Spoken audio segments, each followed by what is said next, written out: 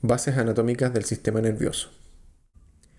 El sistema nervioso corresponde a uno de los sistemas más livianos en términos de peso, pero viene siendo el más complejo de los sistemas que tiene el cuerpo humano, ya que este es el que comanda las actividades de todo el cuerpo. Normalmente se les compara con un computador, pero el sistema nervioso es mucho más complicado y versátil que cualquier dispositivo electrónico en la actualidad. Al igual que en los ordenadores, el rápido flujo de información y la elevada velocidad de procesamiento dependen de la actividad eléctrica. Sin embargo, al contrario de estos computadores o de estos dispositivos, ciertas porciones del cerebro pueden reprocesar sus conexiones eléctricas a medida que llega nueva información, lo que forma parte de lo que se conoce como el proceso de aprendizaje. Junto con el sistema endocrino, el sistema nervioso controla y ajusta la actividad de todos los otros sistemas del cuerpo. Estos dos sistemas comparten características estructurales y funcionales importantes.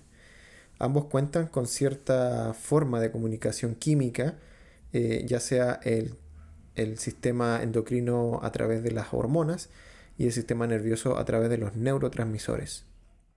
La diferencia radica en que el sistema nervioso viene siendo un sistema más bien cerrado porque transporta estos neurotransmisores a través de las prolongaciones de las mismas neuronas. En cambio, en el sistema endocrino ahí existe una secreción de estas hormonas hacia el torrente sanguíneo y en las cuales se va desplazando las hormonas y lo van agarrando solamente las células diana o las células que tienen el receptor para esta hormona. Otra de las diferencias que podemos establecer es que en el sistema nervioso las respuestas son bastante rápidas o casi inmediatas en el caso de los reflejos y no duran tanto en el tiempo. En cambio, las respuestas del sistema endocrino son más bien lentas y perduran bastante en el tiempo. Pueden durar días, pueden durar semanas, incluso años. A pesar de lo complejo que puede ser las funciones del sistema nervioso y de las interconexiones que existen entre sus estructuras, podemos establecer un esquema básico de cómo es la dinámica funcional del sistema nervioso, que se basa en la captación de estímulos, ya sea del medio interno como el medio externo. Por ejemplo, un estímulo externo podría ser la luz, el sonido, la temperatura ambiental, entre otras. Y un estímulo interno podría ser una diferencia en la cantidad de nutrientes, una diferencia en la cantidad de oxígeno que va llegando al cerebro, un cambio de pH, una baja de glucosa, entre otras. Estos estímulos son captados por los receptores. Los receptores son estructuras que presenta el cuerpo para poder percibir la estimulación que viene desde afuera y para eso el cuerpo dispone de ecteroceptores, como por ejemplo en la piel, en la retina, pero también el cuerpo presenta receptores internos, o sea, interoceptores. Y en este caso vamos a agruparlos en dos. Los visceroceptores, que son los encargados de percibir lo que está sucediendo con las vísceras, y los propioceptores, que son muy importantes, ya que con estos nos podemos ir monitoreando la postura y la posición del aparato locomotor. Entonces, una vez captado el estímulo por parte del receptor, este receptor genera una información interna en el cuerpo, dentro del sistema nervioso, y lo envía a través de una vía aferente hacia un centro elaborador de respuesta o un centro integrador. Dentro de este centro integrador se genera la respuesta y se envía por otra ruta, que en este caso le vamos a denominar la vía eferente. El concepto aferente significa que trae hacia el centro y el eferente que saca. Vamos a relacionar eferente con efecto, ¿ya? Porque esta información eferente es la que se va a conectar con los efectores, que son los que van a manifestar la respuesta hacia el estímulo que fue captado en un inicio. Dentro de las estructuras efectoras vamos a encontrar a los músculos, cardíaco, liso, estriado, y a las glándulas endocrinas y exocrinas. Por tanto, esta dinámica funcional la podemos analizar tomando como ejemplo un par de neuronas o una neurona, y también lo podemos analizar a nivel macroscópico. Desde el punto de vista celular, la unidad funcional del sistema nervioso corresponden a las neuronas, siendo estas las responsables de ejecutar las funciones que se le atribuye al sistema nervioso debido a su capacidad de excitabilidad. Y en este caso se especializan en la conducción del impulso nervioso, el cual se basa fundamentalmente en la movilización de los neurotransmisores. Una de las funciones del sistema nervioso en donde están involucradas obviamente las neuronas corresponde a la homeostasis, que es la tendencia al equilibrio interno de las funciones biológicas, la adaptación, el aprendizaje, la memoria, el movimiento, la percepción de la sensibilidad y el pensamiento. Debido a que las neuronas están especializadas en recibir información, procesarla y generar respuestas integradas, existe otro grupo de células que se denominan las neuroglias o las glías, que se encargan del soporte estructural y metabólico de las neuronas tanto en la vida adulta como en el desarrollo de estas mismas. A pesar de que existen distintas formas y tamaños de las neuronas, cada una de ellas tiene 4 regiones especializadas, ya 4 regiones morfológicas especializadas que desarrollan una función en particular. Estoy hablando del cuerpo o soma neuronal, las dendritas, el axón y los terminales axónicos. Las dendritas son las prolongaciones neuronales que se encargan de traer la información desde afuera de la neurona hacia el cuerpo o soma neuronal. Por lo tanto, a esa información le vamos a denominar información de tipo aferente. Una neurona puede tener una o varias dendritas dependiendo del sector en el cual se encuentra. Y esto a su vez permite generar distintas relaciones entre varias neuronas para permitir los complejos circuitos neuronales y así también procesar información de tipo integradora y generar las respuestas adecuadas. Por su parte, el axón corresponde a la prolongación eferente. Esto quiere decir que es aquella prolongación neuronal que saca la información ya codificada y la transporta hacia los terminales axónicos, que a su vez están conectados con los efectores. Recordemos que el grupo de los efectores vienen a ser los músculos y las glándulas, ya sea para generar movimiento a través de la contracción muscular de los tipos de músculo, musculatura lisa, estriada y cardíaca, o generar una secreción glandular, ya sea endocrina o exocrina. A pesar de la gran cantidad de neuronas que presenta el sistema nervioso, podemos establecer una clasificación morfológica basado en 3 tipos de neuronas: las unipolares, las bipolares y las multipolares. En el caso de las neuronas unipolares, estas no presentan dendritas, solamente un axón. Por tanto, es el soma el que recibe la información y la procesa y la envía mediante este axón, que también tiene una particularidad que presenta distintas terminaciones axonales. Estas neuronas las podemos encontrar principalmente en las glándulas exocrinas y en la contracción del músculo liso. En el caso de las neuronas bipolares, estas presentan 2 prolongaciones. Una se dispone en un extremo del soma neuronal y la otra en el otro extremo o polo. Por lo tanto, quedan básicamente en línea. Pero una de esas 2 prolongaciones va a ser de dendrita, trayendo información de tipo aferente para que pueda llegar al soma neuronal, procesarse la información y luego salir por la otra prolongación como información eferente.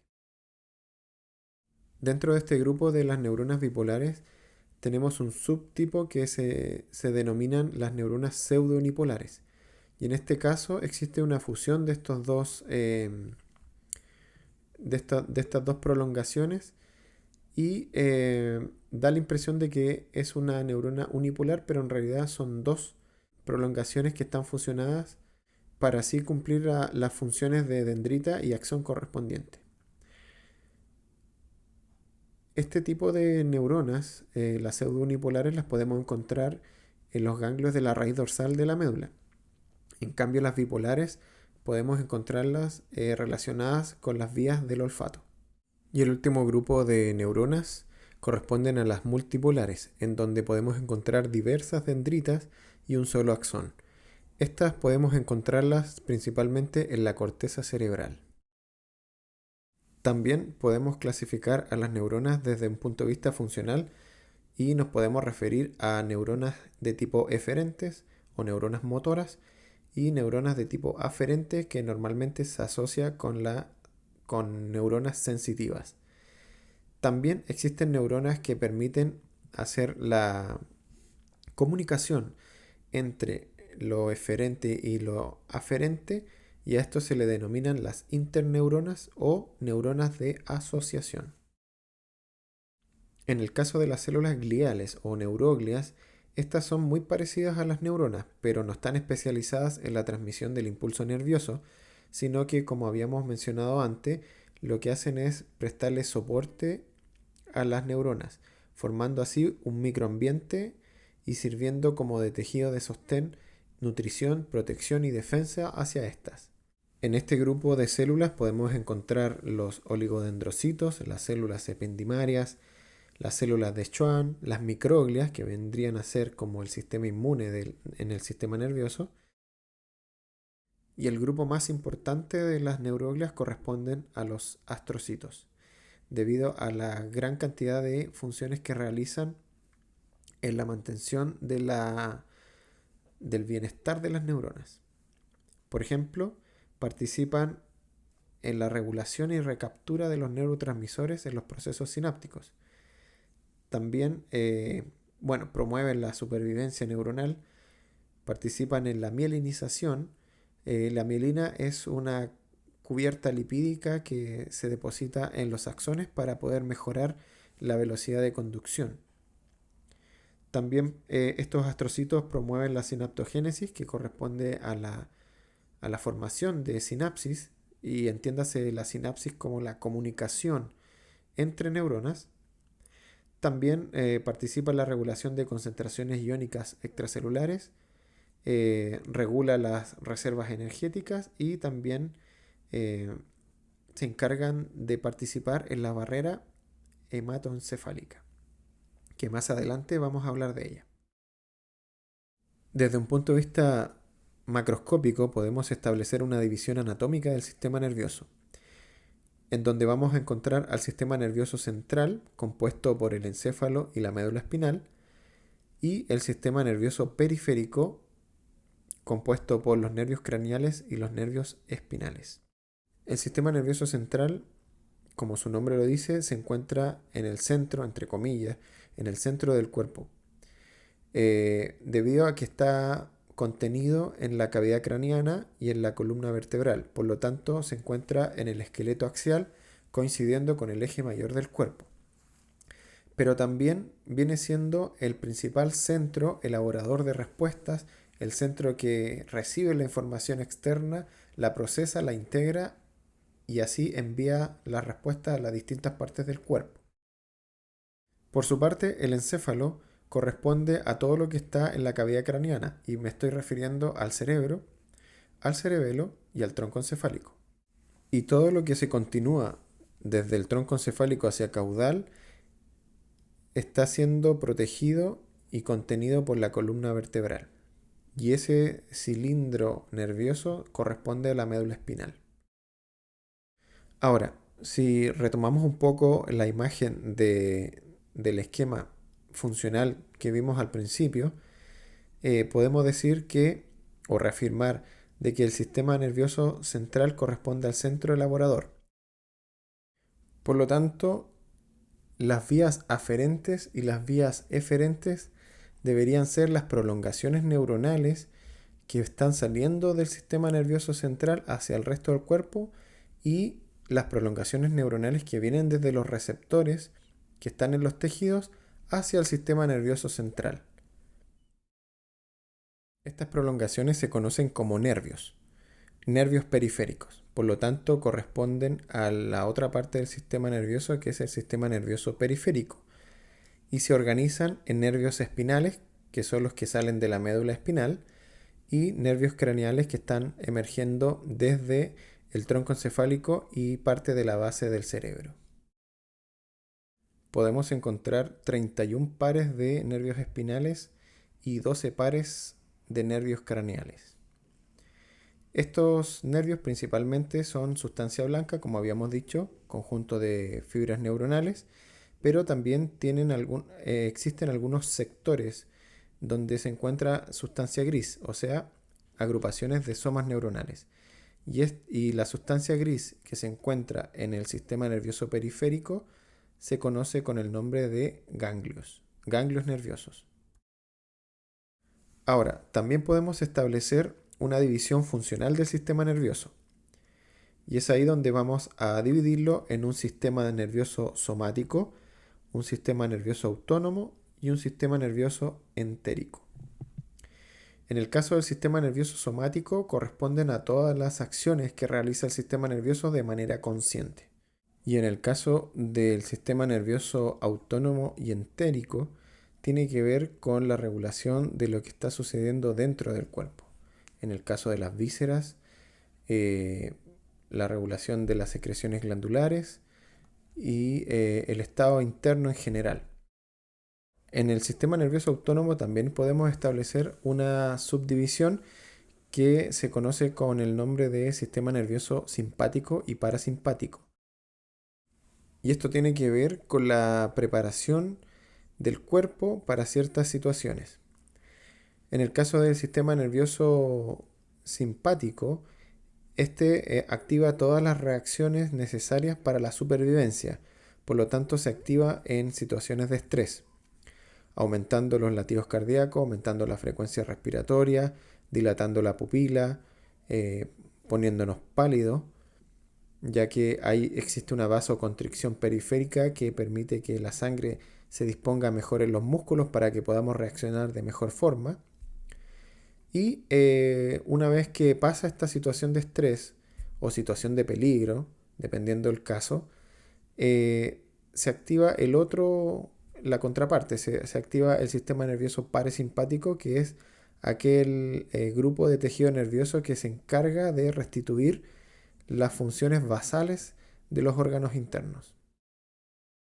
Por último, para finalizar esta breve descripción anatómica o neuroanatómica, vamos a decir que el tejido nervioso es bastante delicado, las neuronas son muy susceptibles a morir rápidamente, por lo tanto existen varios sistemas de protección que ayudan a mantener el buen estado del tejido nervioso.